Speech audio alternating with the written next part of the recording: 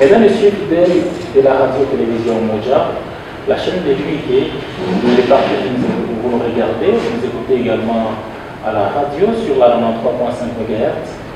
À travers le monde, vous êtes sur Moja Télévision, sur YouTube.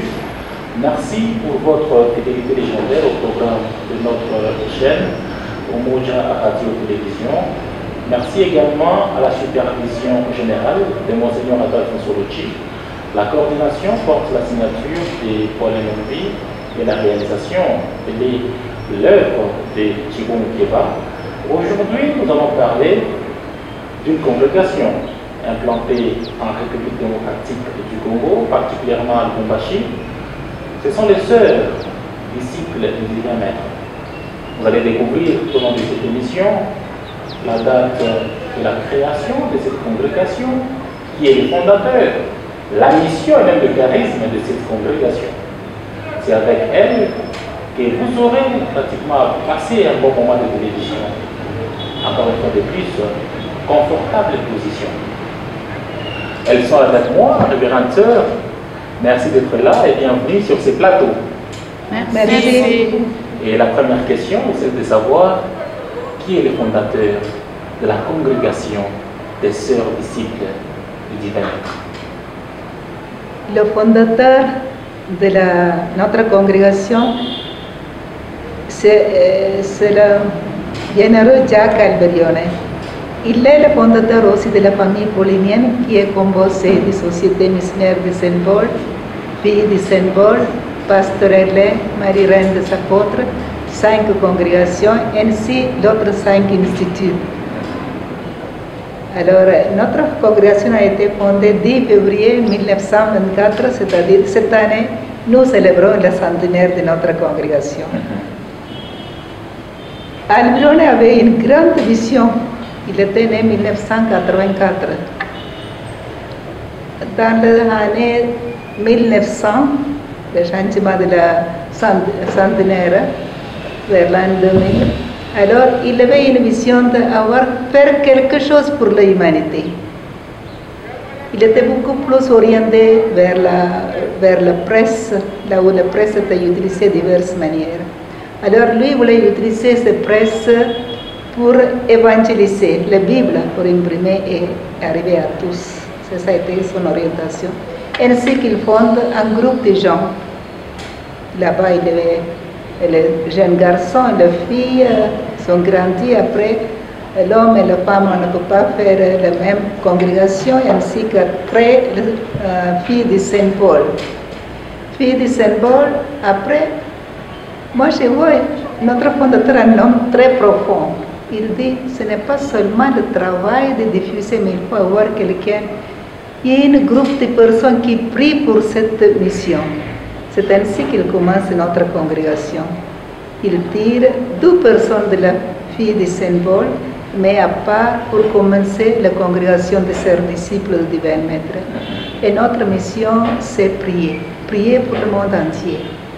Prier pour que tous connaissent l'Eucharistie, viennent vers l'Eucharistie. Et en tant que famille paulinienne, pour nous, c'est vivre l'Eucharistie et communiquer l'Eucharistie. Vivre Jésus Maître et communiquer Jésus Maître. Voilà le début de notre congrégation. D'accord, révérende sœur, nous avons bien suivi. Et c'est quoi les distinguos qui vous démarquent avec les autres congrégations créées ou bien fondées par les bienheureux Jacques Alberione? C'est comme nous sommes comme un arbre qui a 10 branches et nous sommes des racines qui portent la vie pour la branche. Alors, je pourrais dire aussi, nous sommes centre de la famille paulinienne d'une manière ou d'autre. C'est Jésus qui donne, Jésus Maître Eucharistique qui donne la force au travail que Alberione a commencé. Et pour lui, tout a été commencé dans l'Eucharistie. En 1900, après la messe, tout cela, il s'était autorisé pour rester, pour prier et quoi. Alors il est resté dans la cathédrale d'Alba, devant le tabernacle. C'est là-bas qu'il reçoit la lumière pour commencer. Aujourd'hui, la congrégation répartis dans combien de pays? Si on peut le savoir, si vous avez l'effectif. Et ici, particulièrement chez nous, la République démocratique du Congo, depuis quand vous avez érigé vos bases? Nous sommes en trentaine de pays dans le monde, 5 continents. En Afrique, je dois dire, nous sommes arrivés en 1936. C'était le premier disciple qui a été envoyé par le fondateur. Mais ici, en Afrique, Congo, nous sommes arrivés le 1er novembre 1961. Alors c'est déjà 63, 64 ans que nous sommes ici à Biendo. Ok. Voilà. Avant de passer à l'autre point, un petit témoignage, on va commencer par la sœur Hélène. Depuis quand vous êtes en République démocratique du Congo? Est-ce que vous pouvez nous partager le petit témoignage, le jour où vous avez reçu votre lettre d'envoi en mission en République démocratique du Congo? C'était quoi? C'était quoi le premier sentiment que vous avez pratiquement eu? Une petite anecdote par rapport à cet événement. Et c'était quand? Alors, moi, je suis arrivée à la République démocratique du Congo en 1979. Alors, je suis arrivée à Kinshasa. De Kinshasa, ils m'ont envoyé ici à Lubumbashi. Alors, tout de suite, le mois de mars, je suis arrivée comme c'était 6 mars. Après, pendant le mois de mars, je suis arrivée ici de la même année.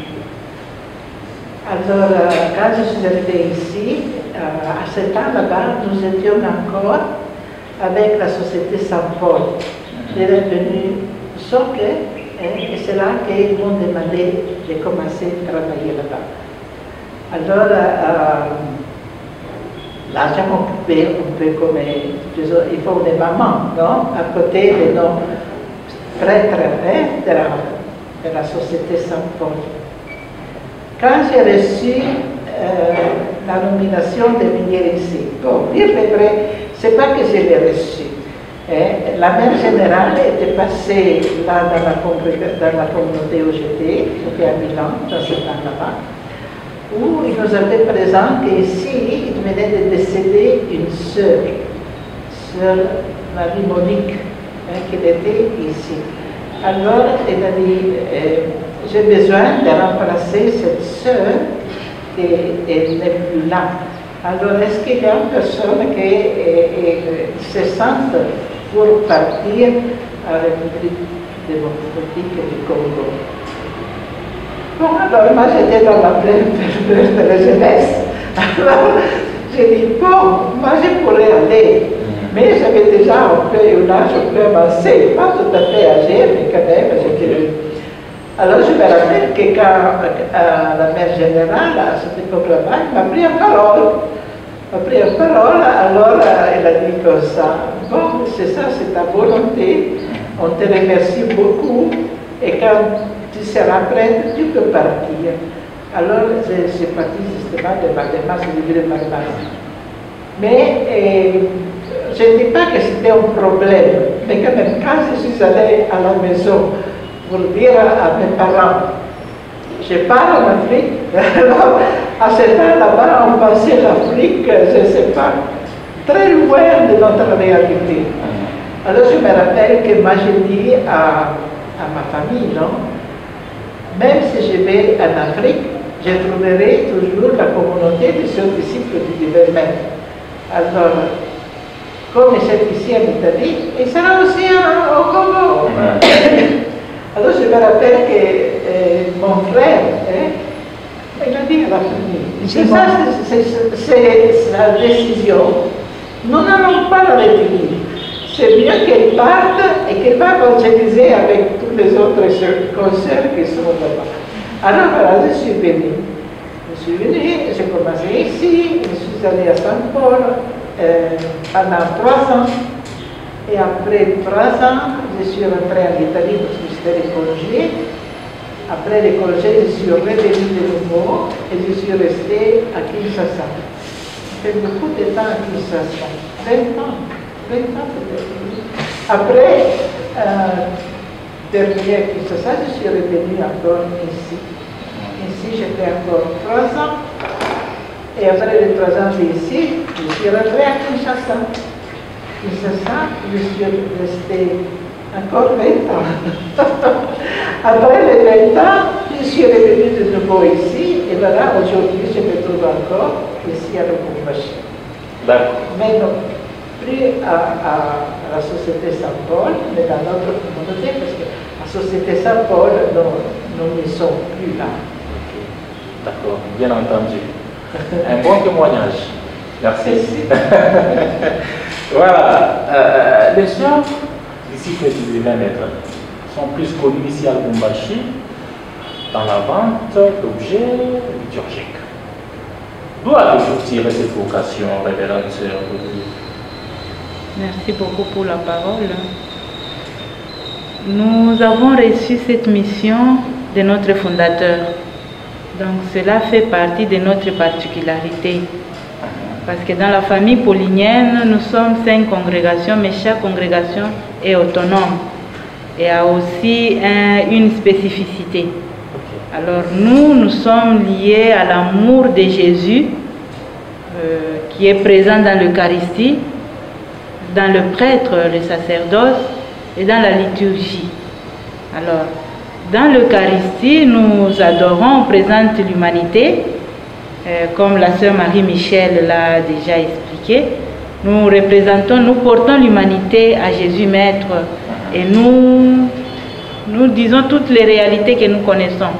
Donc, par moi-même, je ne peux pas arriver, par exemple, là nous pouvons dire à Gaza, à l'est de notre pays, même avec ma prière, je peux arriver. Donc, je dois suivre les informations et par après, je les porte au maître. Et les personnes qui cherchent aussi à apprendre comment faire l'adoration, ils viennent nous rencontrer. Je peux aussi les initier, donc apporter les âmes à Jésus. Ça fait partie de notre mission. L'Eucharistie, l'adoration que je parle de l'Eucharistie, ça vient de la messe. Alors, la messe, nous devons préparer la messe. Dans notre mission avec les prêtres, nous avons la mission de donner la possibilité aux prêtres de célébrer, d'exercer son ministère. Alors, on confectionne les ornements. Ailleurs, nous vendons aussi même les hosties, le vin. Donc, tout ce qui a trait à l'Eucharistie, à la messe. À la messe pour les prêtres, les séminaristes, les évêques et même le pape.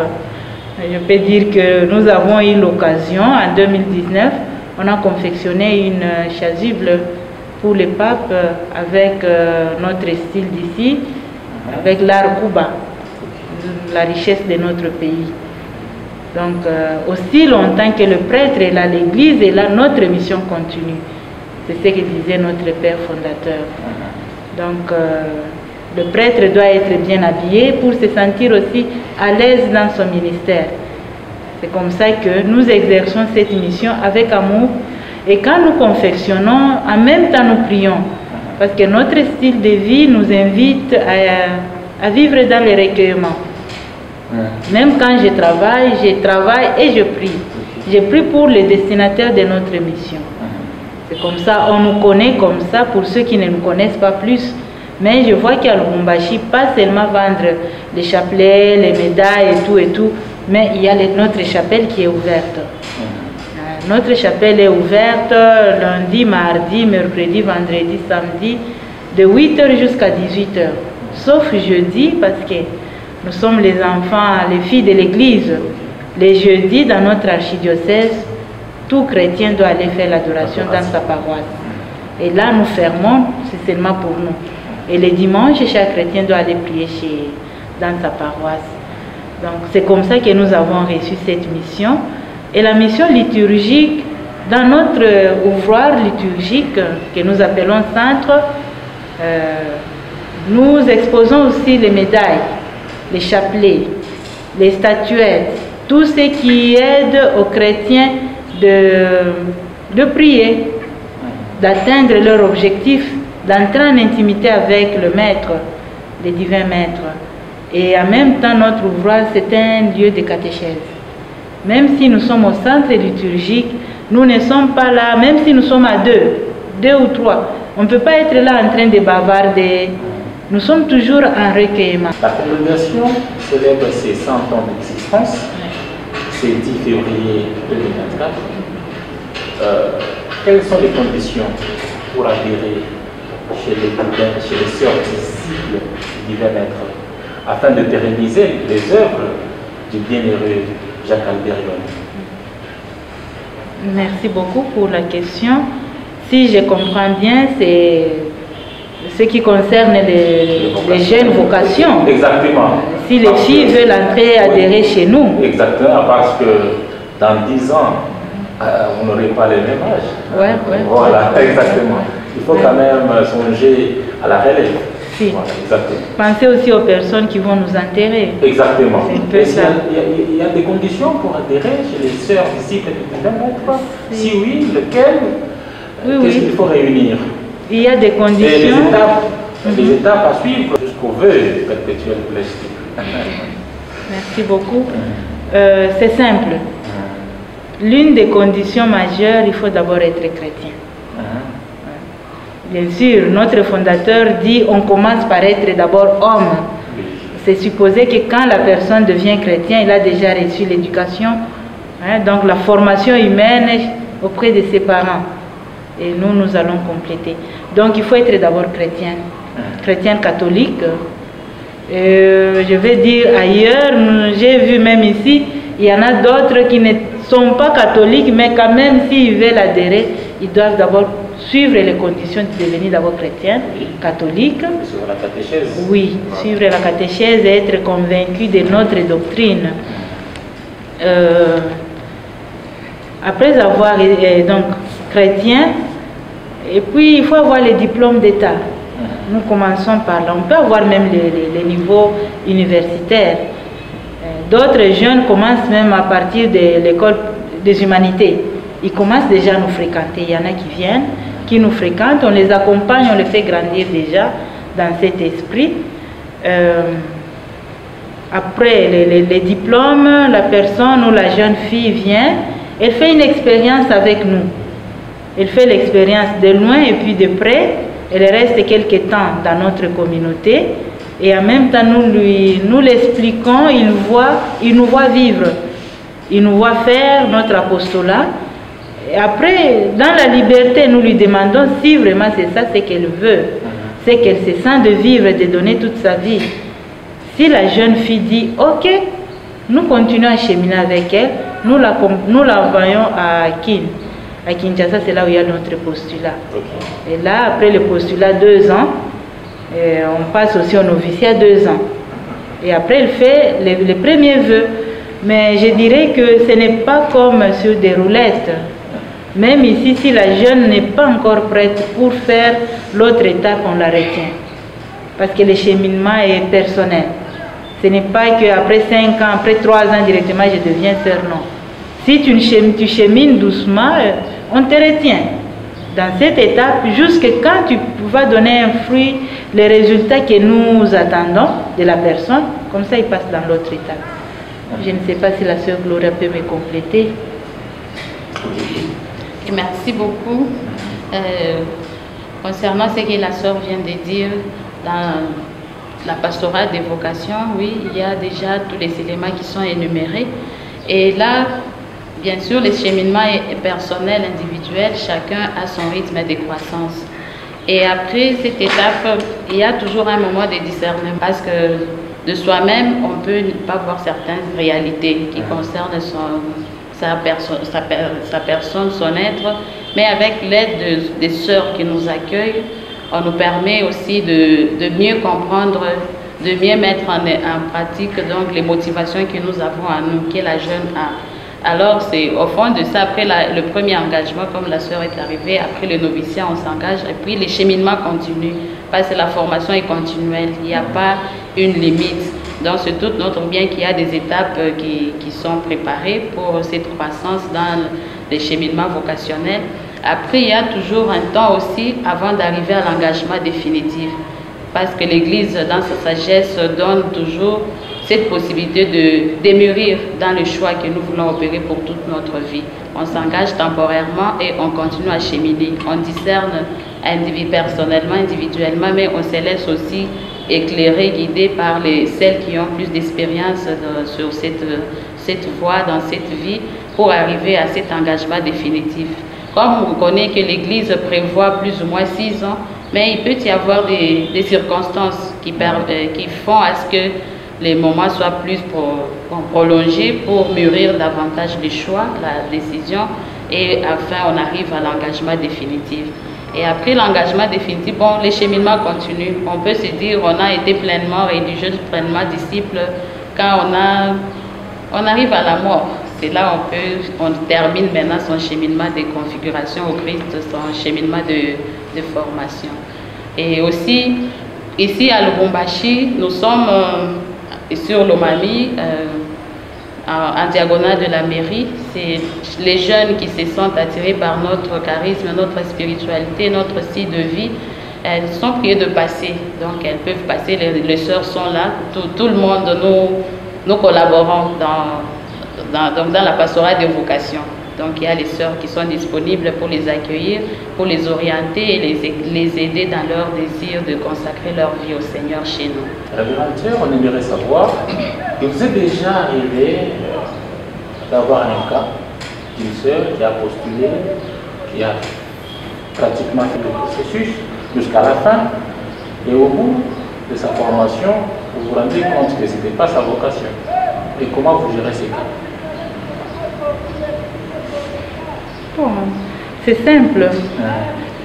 Comme je disais que dans notre vocation, dans notre cheminement, nous marquons plus dans notre congrégation sur la liberté de la personne.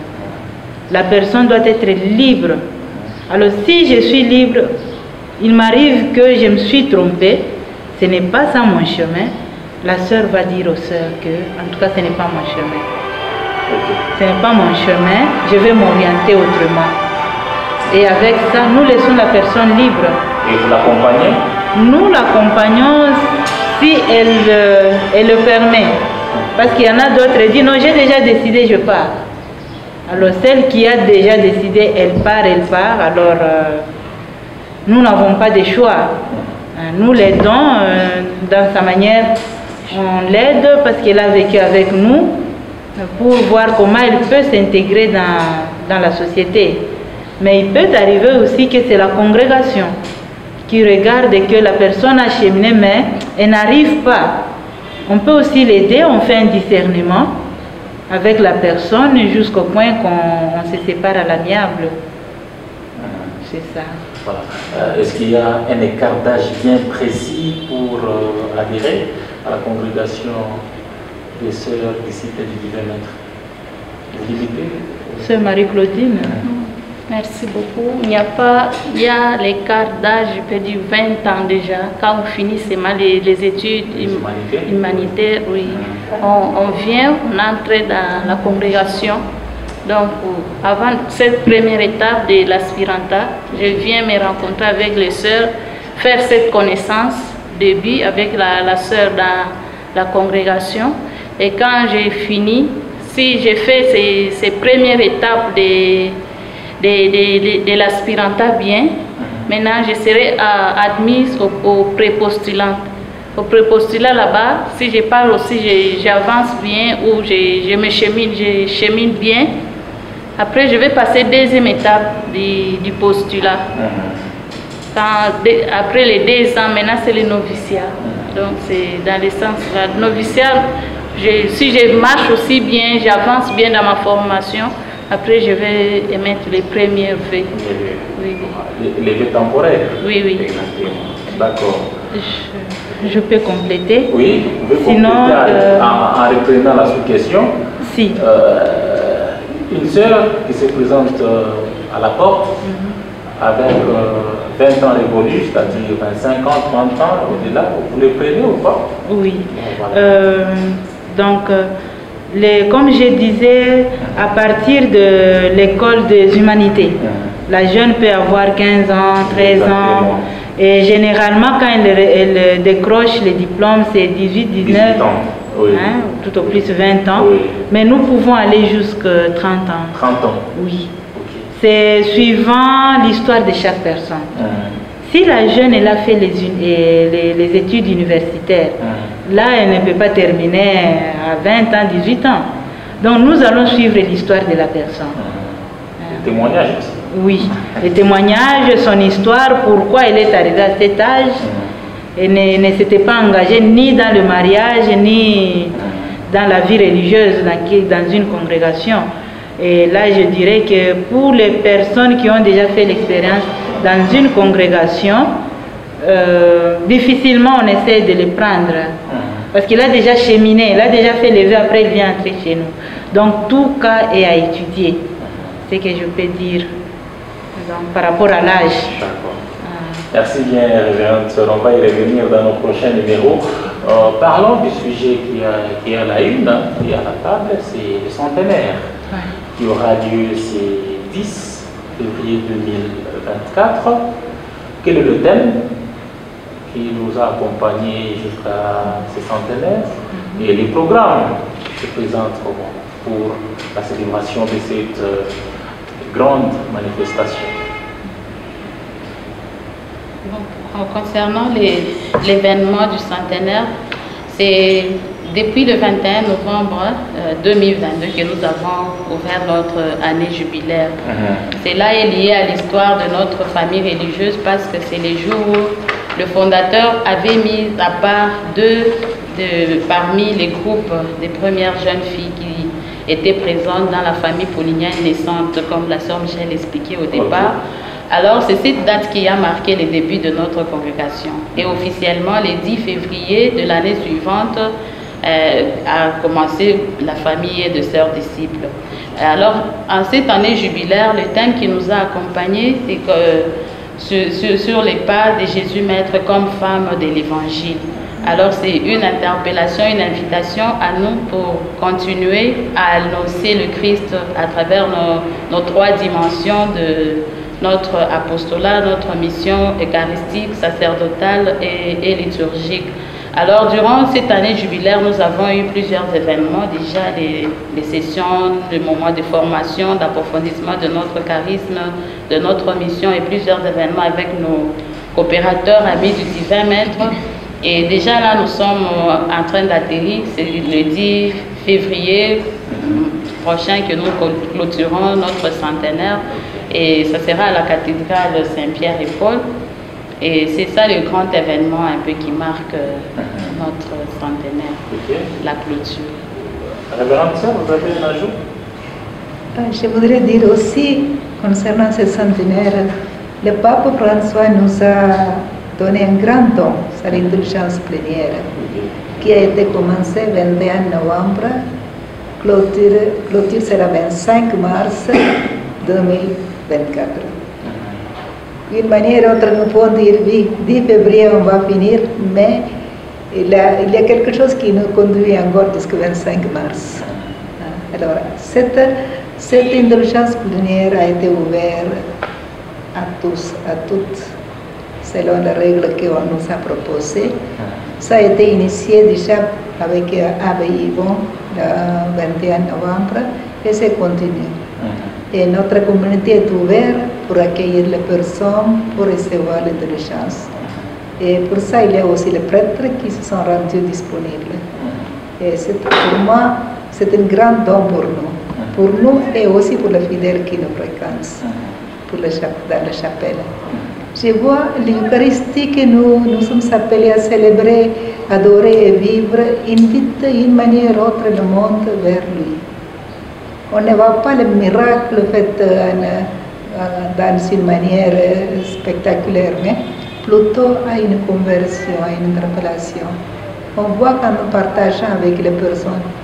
Non, ma soeur, vraiment, depuis que je suis fréquente la chapelle, je sens une paix dedans de moi. Ma femme m'a quittée, mais je sens quand même, je ne manque rien, parce que Dieu me console. C'est à lui que je me confie. En écoutant comme ça, pareil chose, je me suis dit, C'est un laïc qui a une telle foi, et ma foi où je suis, quelquefois je me pose des questions. Je me rencontre chaque jour avec Dieu, avec Jésus eucharistique, et j'ai cette même foi pour dire cet lieu quand même je trouve un lieu de grâce. C'est vrai, peut-être comme laïc, vous voyez, nous sommes un centre ouvert où nous vendons des choses pour les prêtres, pour les fidèles, tout cela. Et le premier niveau, c'est l'Eucharistie. C'est après vient le service de la liturgie. Oui, ma soeur? Si je peux ajouter, nous invitons tous les fidèles de l'archidiocèse de Lubumbashi de venir passer par la porte, notre porte de la chapelle, parce qu'il y a beaucoup de grâce. Et chaque vendredi, de 8h jusqu'à 18h, il y a les prêtres en permanence pour écouter les confessions. Donc, cette indulgence, il a les conditions selon les décrets que le pape avait écrits. Il y a d'abord la confession. La personne doit bien se préparer pour se confesser. Donc, la personne se prépare depuis chez lui. Il fait un pèlerinage. Donc, quand on vient depuis le 21 novembre, notre chapelle devient un lieu de pèlerinage. De pèlerinage avec foi, parce que c'est un acte de foi. Alors, on vient, on se confesse, les prêtres écoutent en tout cas, il prend tout son temps pour écouter les fidèles, et après ça, la personne se dirige vers la chapelle. Avant d'entrer à la chapelle, il se prépare, il va prier les credos, bien sûr. D'abord les conditions, après la confession, il va faire son acte de contrition. Après, il fait les credos, il prie les credos, il prie un autre Père, un Je vous salue Marie et gloire au Père, aux intentions du Saint-Père le Pape. Et après ça, il présente ses intentions pour elle-même, pour toute sa famille et pour toute l'humanité. L'indulgence, je dirais que c'est un peu différent des autres confessions que nous faisons.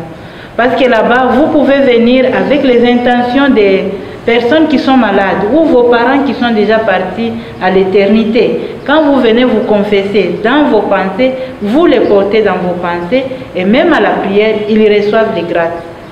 Donc c'est un peu la spécialité des indulgences. Nous invitons en tout cas tout le monde de venir découvrir la chapelle des sœurs disciples. Les jeunes, les papas, les mamans, donc tout le monde, toute catégorie a la place chez les sœurs disciples dans notre chapelle. Voilà, merci révérende sœur pour votre participation dans ce magazine. Grand était notre plaisir de vous recevoir sur ce plateau. Ce plateau inhabituel, inconçu, dans le but de parler des sœurs disciples du Divin Maître. C'était un plaisir pour nous de vous recevoir et d'être reçus chez vous. Merci. Merci beaucoup. Mesdames, Messieurs, de partout où vous avez suivi, merci sincèrement pour votre attention soutenue. Vous avez eu à découvrir en long et en large des sœurs disciples du Divin Maître.